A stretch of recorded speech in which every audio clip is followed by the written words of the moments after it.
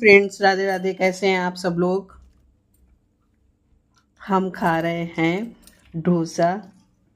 आज हम बाज़ार से लेके आए थे। वैसे तो हम बना ही लेते हैं, लेकिन आज बाज़ार से लेके आए थे। आप लोगों को दिखाते हैं बच्चे हमारे कितने प्यार से खा रहे हैं।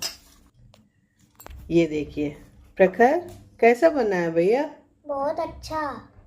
ये देखिए प्रखर इतने प्यार से खा रहे हैं, लेकिन प्रखर की खाने की स्टाइल देखिएगा।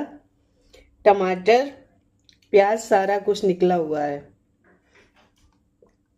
क्योंकि ये छोटे साहबजादे हैं ना।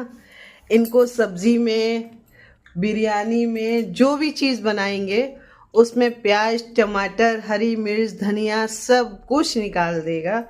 और सादा अगर रोटी सब्जी बनी हुई है तो सब्जी से सब कुछ निकाल के उसके बाद ही खाएंगे, है ना प्रखर?